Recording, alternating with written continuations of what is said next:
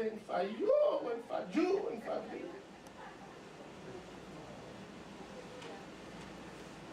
Bereshit 3:15. In Christianity, we used to call this the Proto Evangelion. That's a very fancy term. Is it not? In Bereshit 3:15, we used to call that in Christianity the Proto Evangelion. What does that mean? Protos, first. Evangelium, annunciation of the gospel. Proto Evangelium, the first annunciation of the gospel. Let's read what it says in the Proto Evangelion. I like to make it simpler.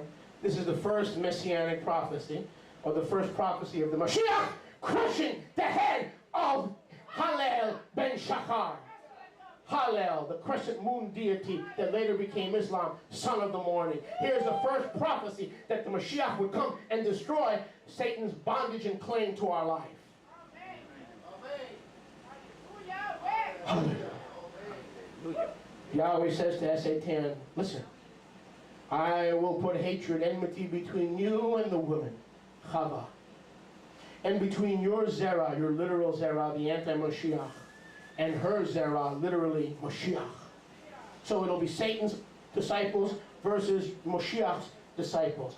It will be the Islamic anti-Mashiach in place of the real Mashiach at the end of days. There's two Mashiachs who are going to be waging it, and the same way the seed of the woman is literal, the seed of the serpent must also be literal. You cannot say the seed of the woman is Yeshua HaMashiach, literal, and the seed of the serpent is metaphoric, allegoric, or symbolic. There is a literal seed of the serpent, and it is the Islamic end-time anti-Mashiach.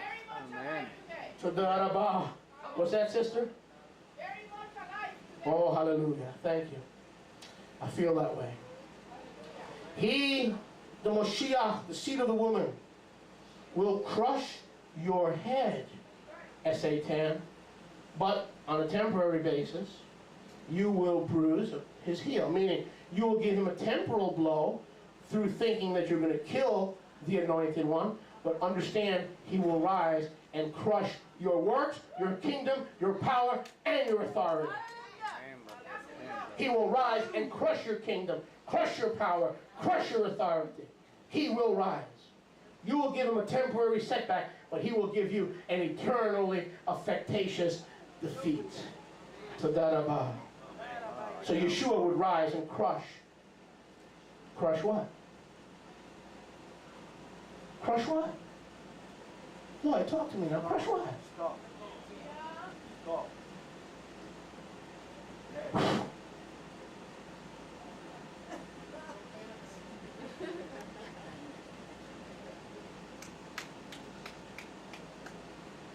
He would crush the skull of Satan. The skull of Satan was first manifested in Adam. His first disciple. Who was Satan's first disciple, Bill Truman?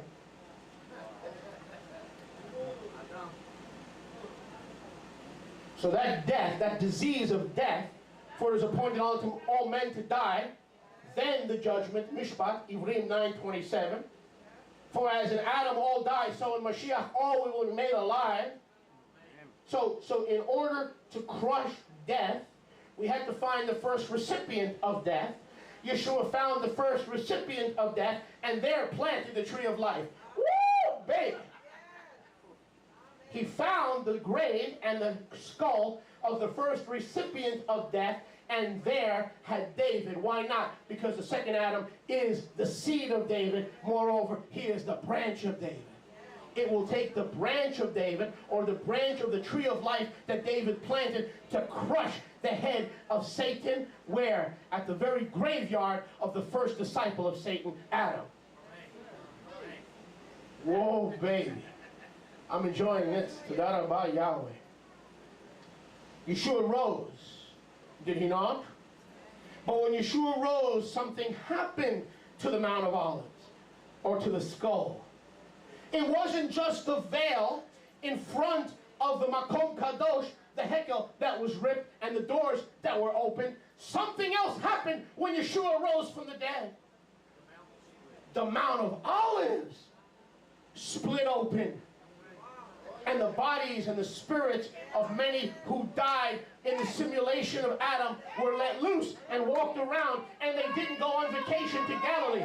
They didn't go on vacation to Tiberias. They didn't take a vacation down to Eilat.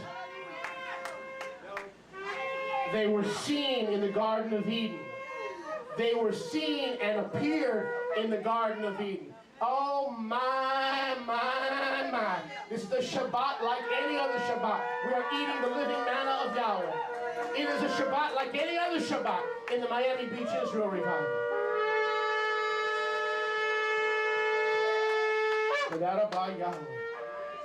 Let's confirm that. So Yeshua, when he rose, he couldn't just rise. Well, he rose. You believe Yeshua rose 10? Oh, I believe. He had to die and rise in the right place. That's right. He had to have the right one baby. Before there was a Ray Charles, he had to have the right one baby.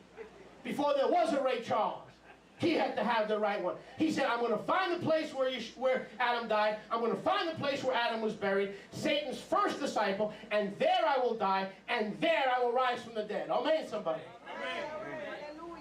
Amen. Did Yeshua know what he was doing? Look at Matthew 27. Let's verify this. Toda rabba Yahweh. Toda rabba Yahweh. Hallelujah. Matthew. It's getting hot now. Oh, Baruch Hashem Yahweh. Hallelujah. Matthew 27:51. Matthew 27:51. You see, the veil of the Beit HaMikdash, or the former Garden of Eden, in front of the Hekel was rent in two from top to bottom. And so the earth did quake, and the rocks rent, and the graves were opened. Where did the rocks rent? Where were the graves opened? There was no cemetery in Yerushalayim, in the walls, inside the city walls. There was no cemetery. Jews were never buried inside the holy city. They were all buried on the Mount of Olives, the place of the skull. When Yeshua rose, he died and then he rose, the veil was rent to the Makom Kadosh, but the rocks that were rent were the rocks. There were no graves inside the city of Yerushalayim. What rocks? The rocks of the graves on the Mount of Olives. Come on. Because the rocks were rent where Yeshua died. We see that right here. Look at verse 52. The graves were opened, and many bodies of the Israelite Kedoshim that slept, meaning died, rose, verse 53, and came out of the graves. After his resurrection, they went into the city. In order to go into the city, where did they rise? Outside the city. Where? The same place Yeshua rose, on the Mount of Olives. Baruch Hashem Yahweh. Woo!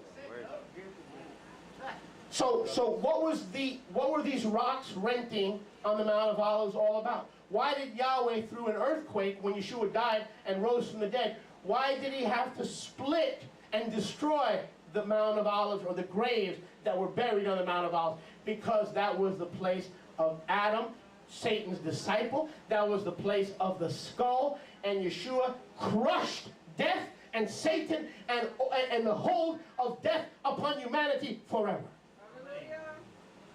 Talk to me, somebody. Is this Tov or what? Oh, Baruch Hashem Yahweh. So many, notice, many came out of the graves. Remember, there were no burials inside the land of Israel. No one was allowed to be buried, inside the city of Yerushalayim. It's illegal then, and it's illegal today. Did you know that? That's right. All the graves had to be outside the city of Yerushalayim. Outside the city. Outside the gate.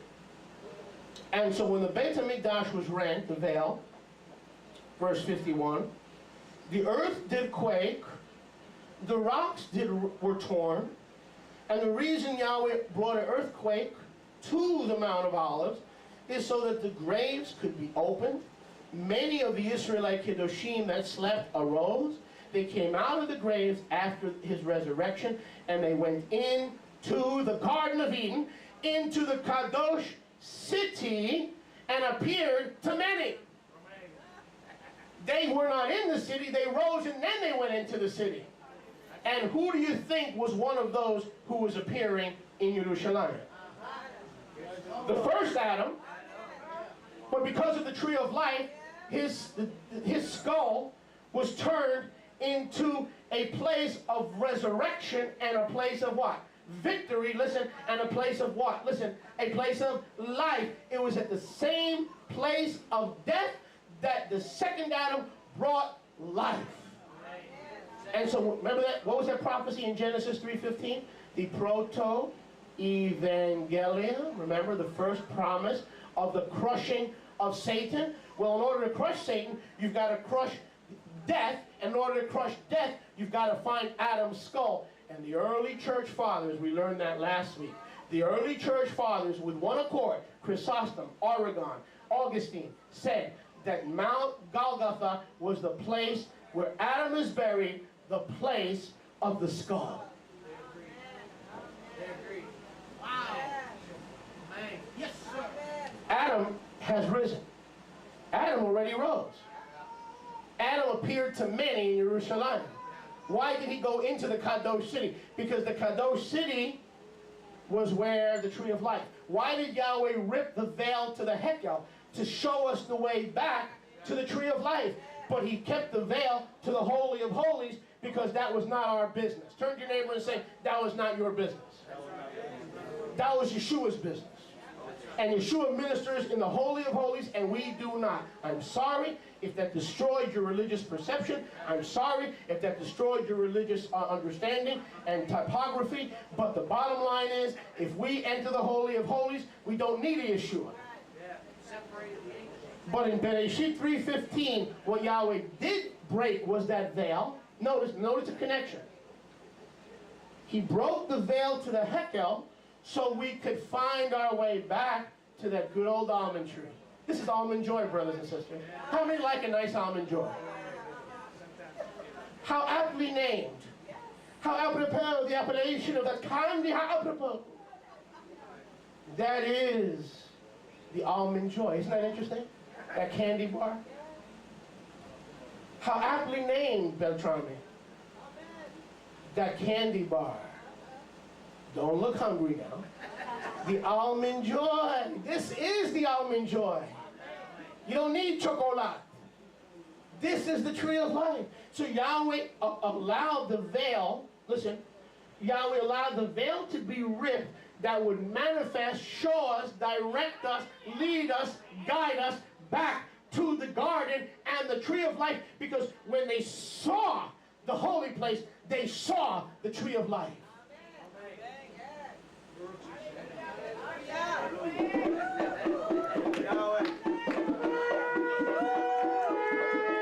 But wait. The only place you can see the tree of life is from the place of Golgotha. You don't go to Yeshua, you will never see the tree of life. You've got to go to him hanging in shame because he endured the shame that was set before him. He endured the execution stake, despising the shame, and is set down forever at the right hand of majesty. So we've got to go outside the holy city, outside the camp, and we've got to go to the place of death where our father Adam lay in state, but Yeshua freed him from death.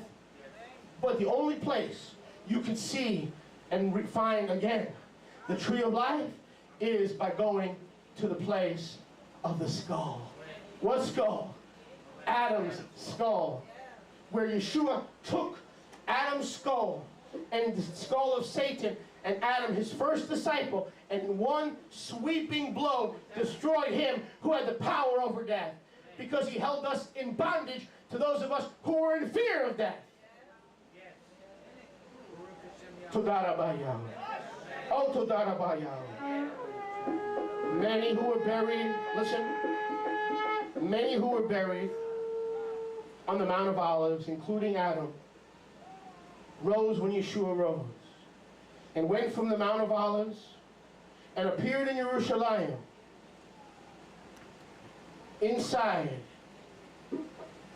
that great city, the garden, the original Garden of Eden, as they had been set free from death, and they knew exactly where to return. Isn't that interesting? Every saint that slept, every Israelite Kadosh one who died in the Emunah, as soon as Yeshua rose and he split the skull of death, split the skull of Adam, split the skull of Satan, every one of them knew where to go. One didn't go to Haifa. One didn't go to Tiberias. One didn't go to Tel Aviv.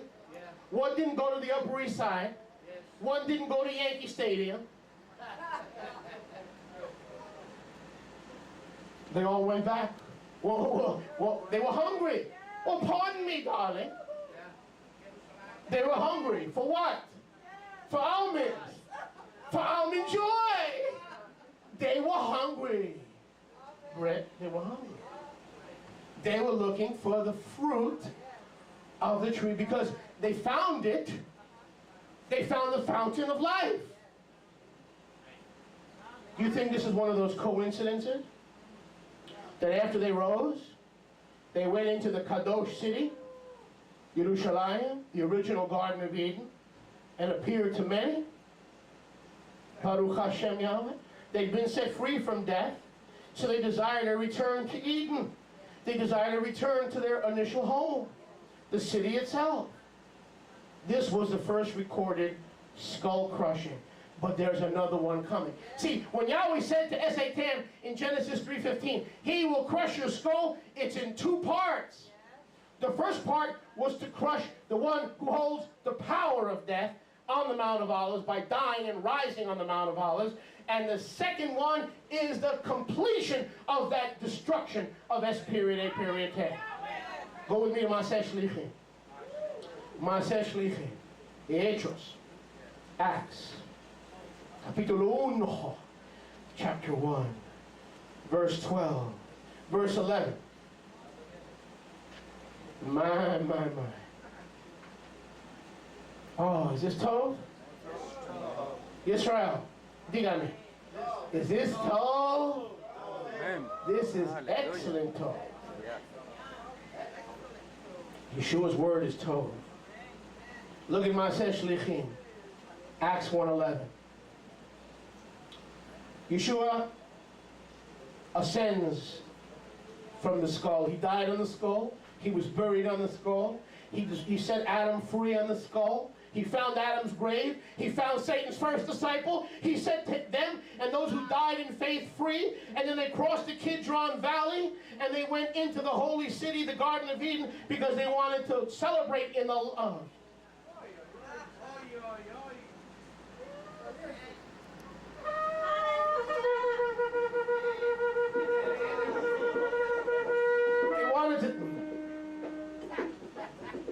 They wanted to celebrate in the light of the tree of life. The menorah. The almond tree. Maaseh Shlichim 1:11. They returned to Yerushalayim from the Har, or the mountain called Olivet, Har Hazeitim, which is from Yerushalayim, a Shabbat day's journey, verse 11. You men of Galilee, why do you gaze up into the Shamayim? Why are you staring up like you're on drugs? Why are you mit the Eden? Glassy-eyed and bushy-tailed and happy and full of new wine? Come on, what are you gazing on like you're gazing to the heavens? You're stuck on the heavens.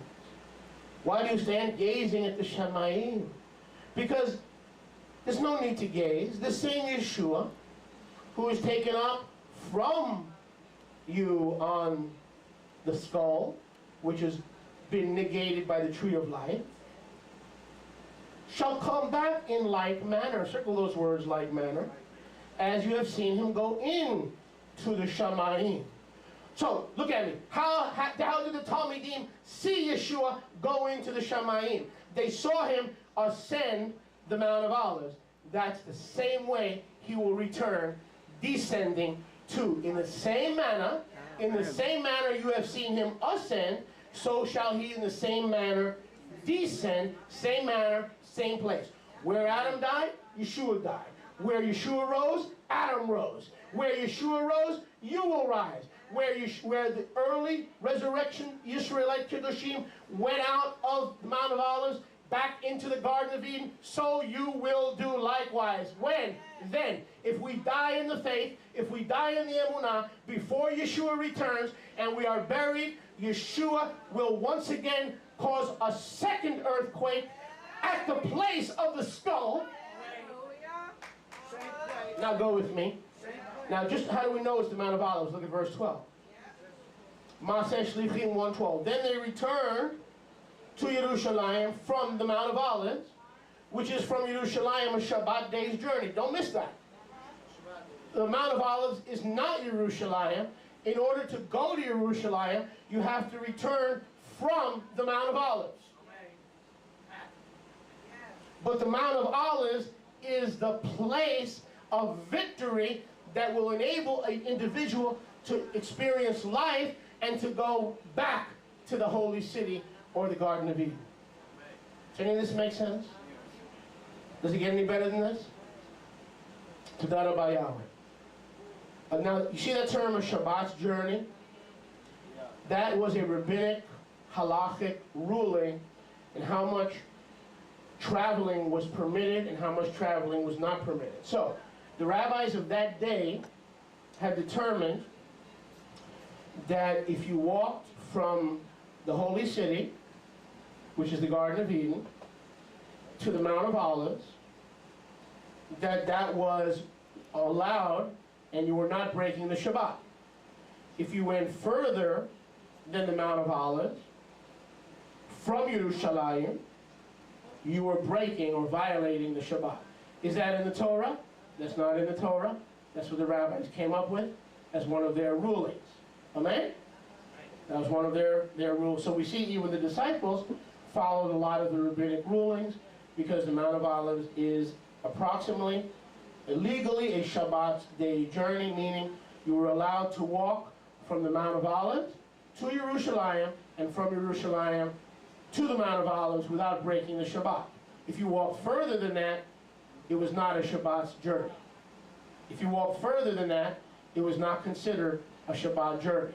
So even the early disciples followed some of the rules of the rabbis. So we can't just throw all the rules of the rabbis out. We can't throw out the baby with the bathwater. Because the rabbis were trying to keep Israel kosher in not violating the Shabbat. So in Maaseh Shlichim, chapter 1, verse 11 and 12, we see Yeshua ascending from the skull because the job wasn't finished. Did everybody rise from the dead and return to the Garden of Eden? Did everybody? No. Just a handful. Just the Israelite Kiddushim.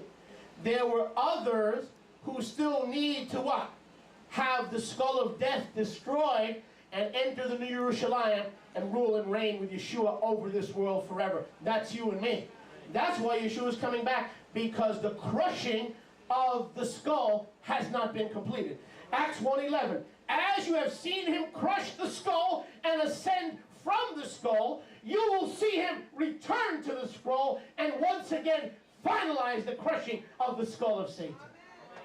Somebody shout for Yahweh. I'll eat to that.